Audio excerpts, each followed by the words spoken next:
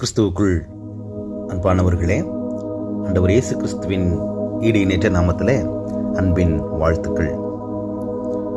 உங்கள் சந்தோஷம் நிறைவாயிருக்கும்படி பெற்றுக்கொள்வீர்கள்.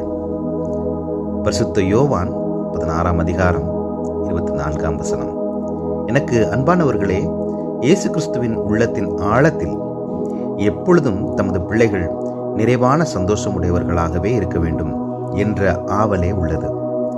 சந்தோஷப்பட்டு களி கூறுங்கள் என்றே தம்முடைய பிள்ளைகளுக்கு அவர் வேண்டுகின்றார். நீங்கள் உங்களது தேவைகளை கேளுங்கள், அப்பொழுது உங்களது சந்தோஷம் நிறைவுறும்படி பெற்றுக்கொள்வீர்கள் என்றார்.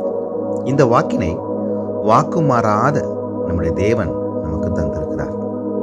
அந்த வாக்கினை நம்பி நாம் விசுவாசத்துடன் கேட்கையில் நமது விசுவாசம் பூரணமாகி நாம் மகிழ்ச்சி அடையும்படி அவர் அருளுவார். நாம் அவரிடம் வேண்டிக் கொள்ளும் போது சமாதானத்தை மட்டுமல்ல, நாம் சந்தோஷமாயிருக்கும்படியும் செய்வார். எனவேதான் வேதம் நாம் எப்பொழுதும் சந்தோஷமாயிருக்க வேண்டும் என்று 1 தெசலோனிக்கேயர் 5 அதிகாரம் 16 மூலம் நம்மோடு பேசுகின்றது.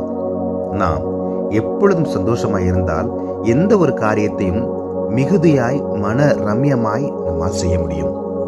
நாம் சந்தோஷமாய் இடைவிடாமல் காணப்பட வேண்டும். அதுவே கிறிஸ்தவத்தின் அடித்தளமாகும்.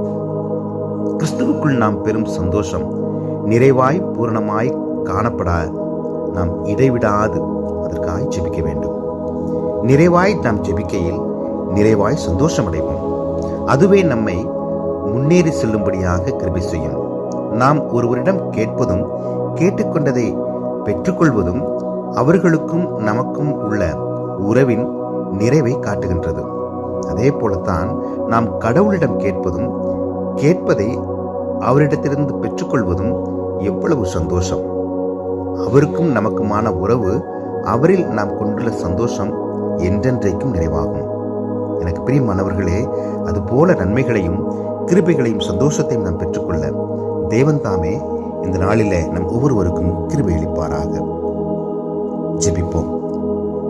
எங்களுக்கு சந்தோஷத்தையும் மனரமியத்தையும் கொடுக்கிற எங்கள் அன்பின் கடவுளே, இந்த நாளிலும் கூட இதனை கேட்டுக்கொண்டிருக்கிற ஒவ்வொருவரும் சந்தோஷமாய் மன நிறைவாய் ஆறுதலையும் மன அமைதியையும் பெற்றுக்கொள்ள இந்த நாளிலே நீர் கிருபை செய்யும்படியாய் மீட்பெரும் இரட்சகரும் ஆகிய இறைமகன் இயேசுவின் வழி ஜெபிக்கிறோம் எங்கள் ஜீவனுள்ள அன்பின் பிதாவே.